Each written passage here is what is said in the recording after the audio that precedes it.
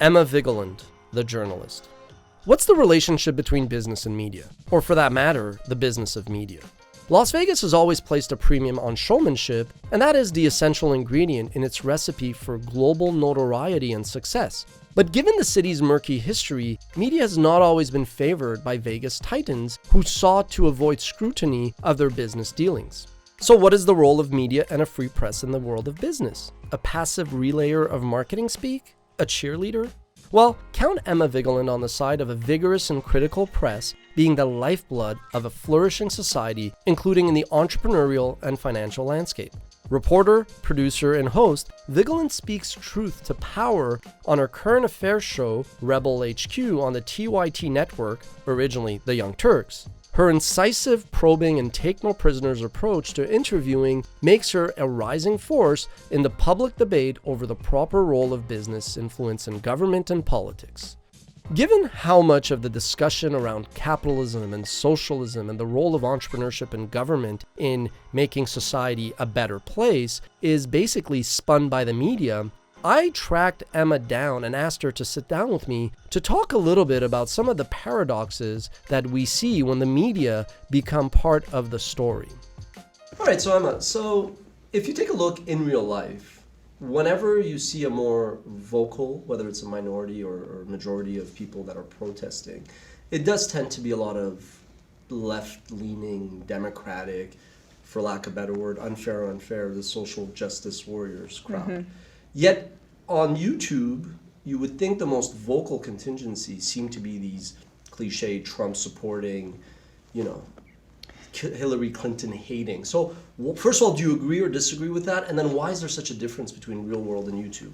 So I would say I agree and I disagree, right? So I think you're right that especially the younger generation is entirely more progressive. There have been some poll numbers that have come out that say 80% of the under 30 generation is more likely to lean Democratic. I could be butchering those poll numbers, but off the top of my head, that's kind of where what I remember.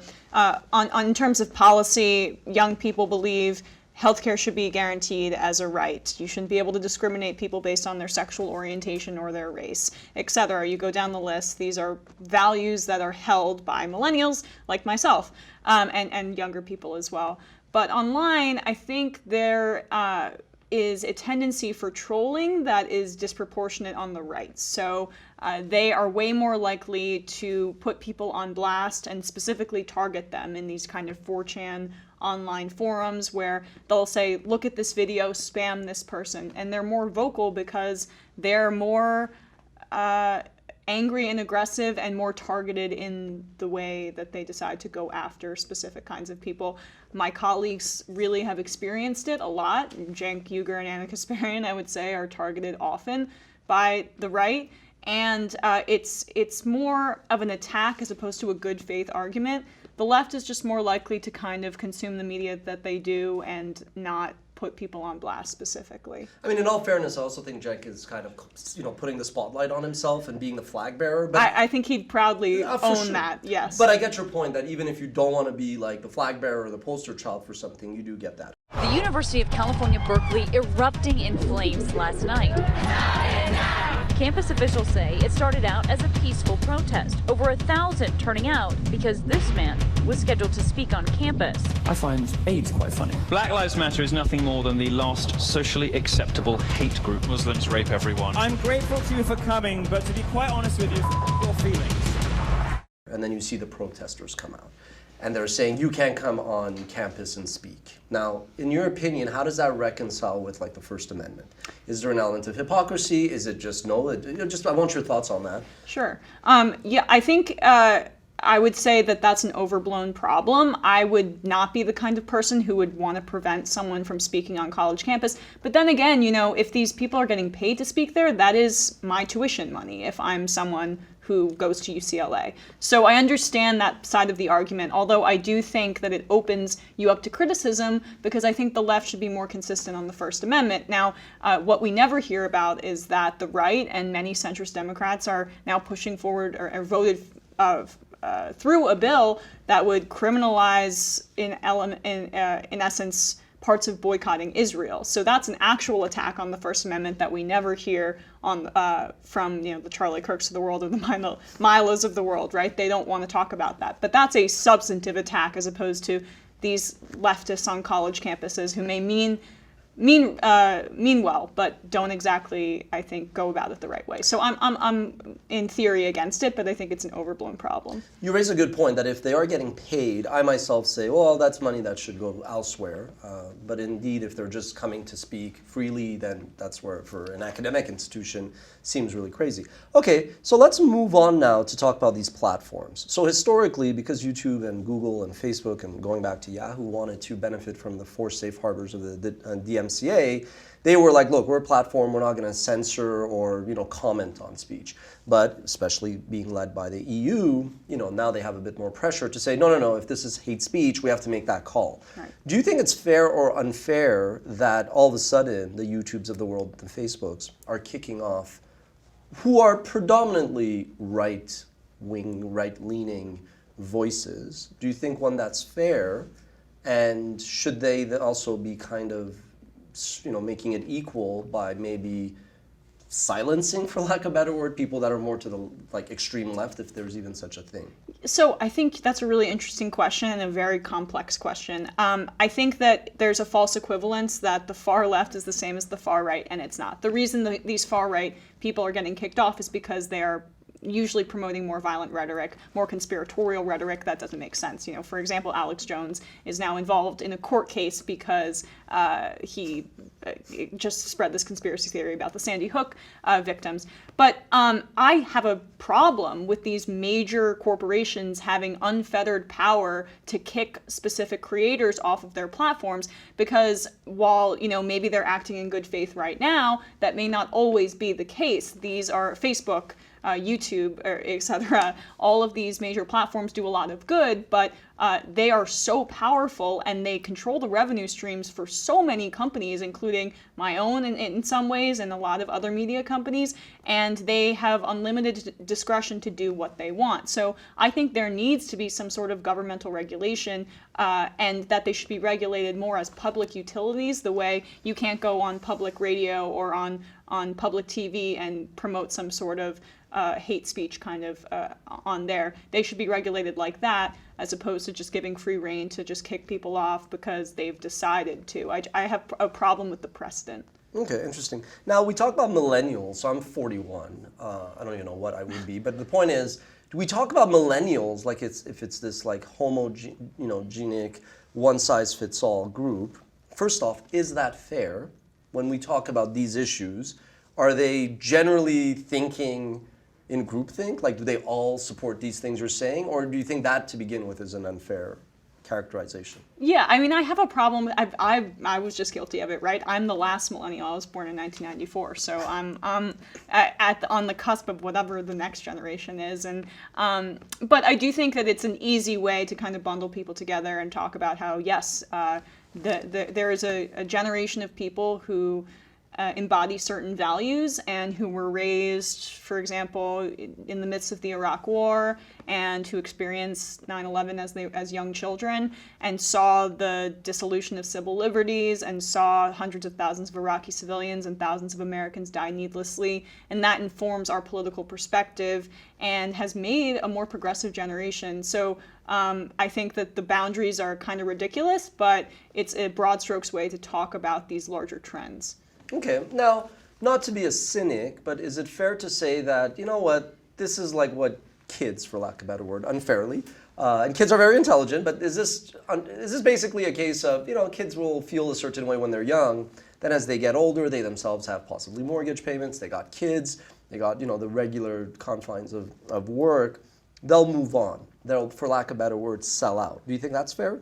So I think that happens with every generation, right? Every generation starts off more progressively, and then those progressive politics become law, and then they kind of don't want to move past it for in many instances. So I get so tired of older people saying, the kids don't have it as hard as I did. No, we have different challenges, and every generation will have different challenges. And it takes humility to look at those challenges not in relative terms, but as they are. So, for example, my generation is dealing with crippling student loan debt, and it's hampering our economic opportunity. Home ownership is taking a huge hit because of this crippling debt. And I think that we need to take that seriously, and I don't think that's going away with the millennial generation. I think it's going to inform politics for a really long time, and it's going to inform our economy for a really long time.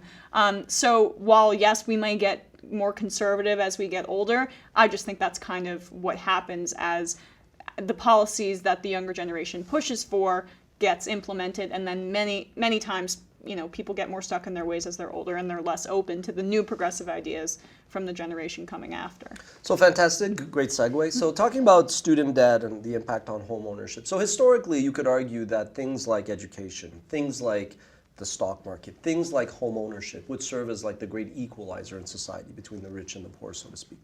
One, do you agree with that, even historically, let alone if that's accurate going forward? Do you feel that those things historically serve to, you know, converge inequality or diverge? Home ownership, education. Stock market, investment, and you're smiling as I say that, and then education. Well, I think there are education, certainly. Home ownership is an ideal that I think would be an equalizer. Right now, by the way, the generation, my generation does not invest. So people are so scared after what happened in 2008 that it hasn't been an equalizer. I think it's only 40% of Americans have investments in the stock market. So that's not an equalizer. That's usually favoring the wealthy. So when we talk about the economy and the stock market as the most as the biggest indicator of how our economy is doing, I see that as kind of total hogwash. But all of those things that you listed, in theory, should be great equalizers. But obviously, there have been racial discrimination, especially in housing and in education, that has made it not an equalizer, but a divider for those groups. But the progressive value system and the ideals that I think we espouse at TYT and the movement espouses itself wants to make that ideal a reality of those things being great equalizers in the economy. Fantastic point. So to that point, like, you know, as an entrepreneur, I kind of look at, you know what, I'm biased, but my perspective is that entrepreneurship is probably the greatest equalizer for this generation, especially since two things. I think an education is good because it teaches you discipline, and if you have like a good head on your shoulder, then you kind of don't even need an education. Not saying if you're going to be a doctor, but if you want to build any fields. What do you think is the role of entrepreneurship today for younger audiences? Do you think it is something that there's a higher propensity that, you know, kids want to be like the next Mark Zuckerberg, whereas like 20, 30 years ago it was like, I'm going to be a doctor or lawyer, or I'm going to be a hedge fund, you know, analyst or investment banker? Do you feel like entrepreneurship now is a bit more common as like a path, or do you think no, it's still very much niche?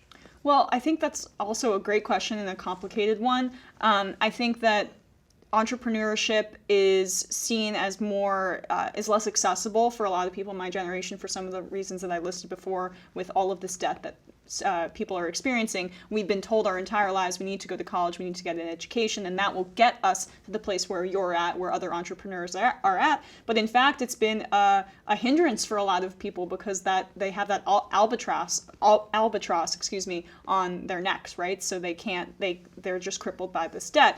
But I think that there's a psychology that you kind of touched on about Zuckerberg that is kind of infecting the ideas of entrepreneurship among young people. It's that basically if you have an idea, you just go, and the ends will justify the means. And we kind of saw that with Elizabeth Holmes as the number one example.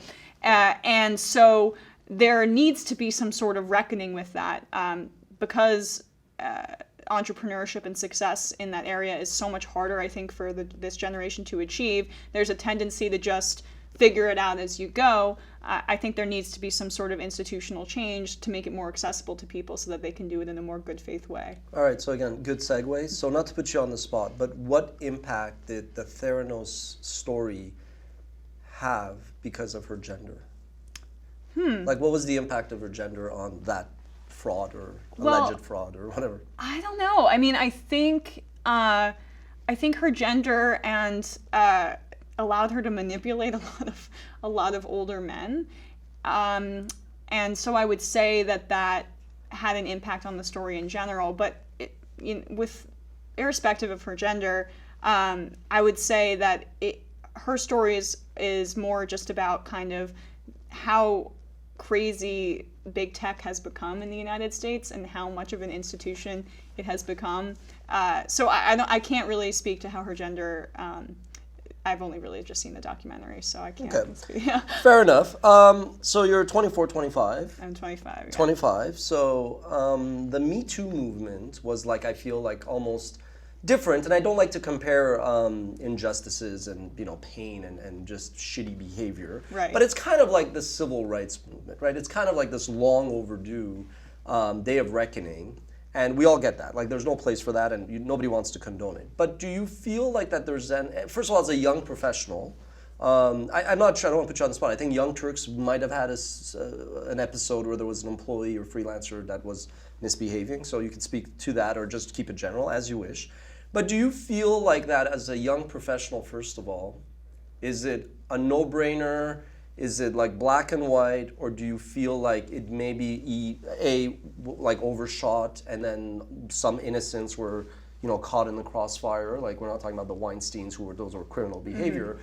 And then do you feel like there's going to be this kind of like regression to the mean where all of a sudden, maybe men, instead of actually being inclusive and embracing diversity, they'll pretend, pay lip service, but still have the boys club just in private and lurking beneath the shadows?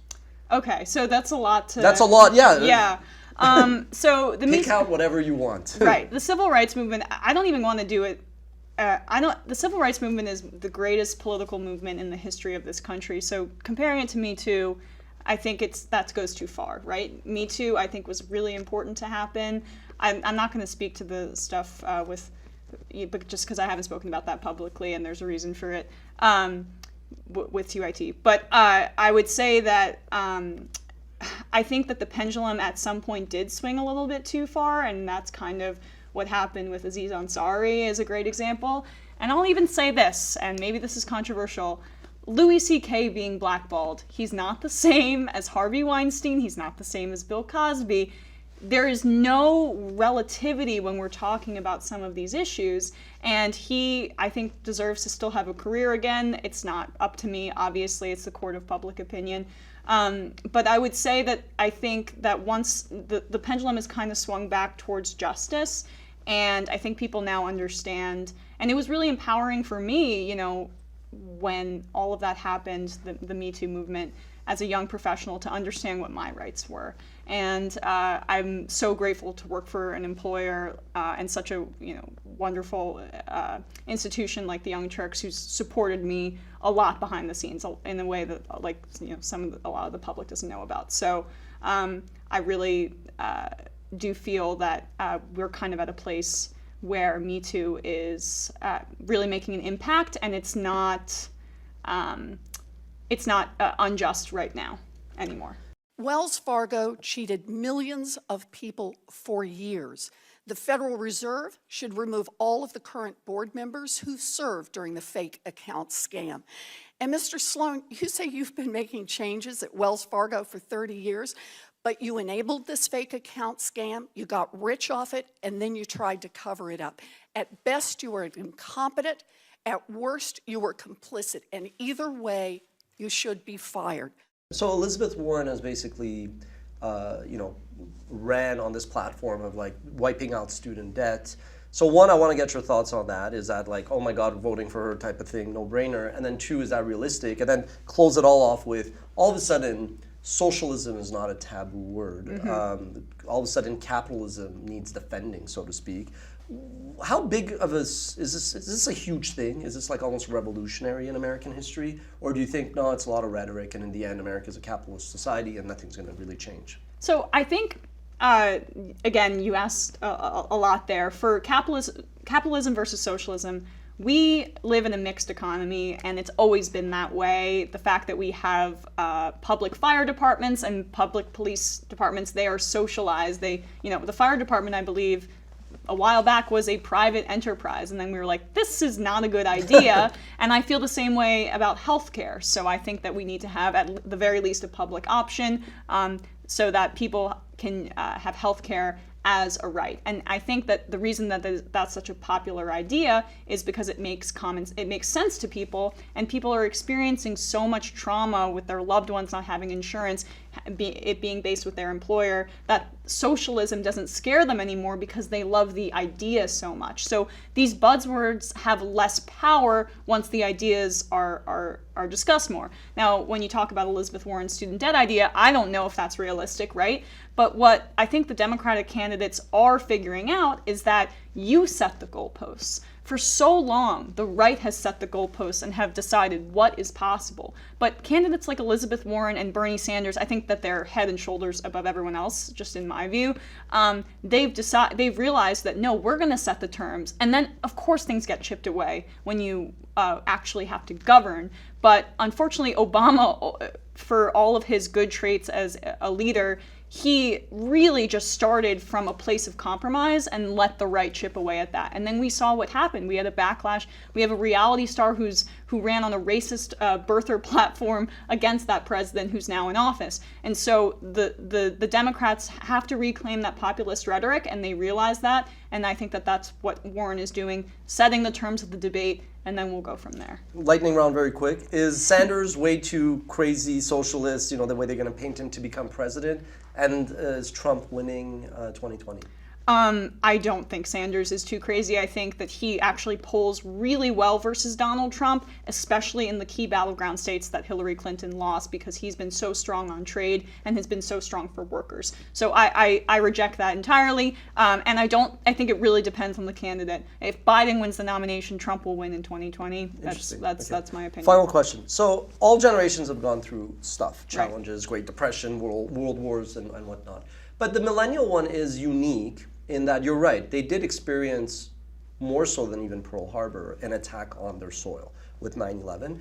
And then 2008 was similar, different than the Great Depression. So it is a very unique, demo. Right. What is that, how is that hardened, how have those two incidences alone defined this generation of future leaders?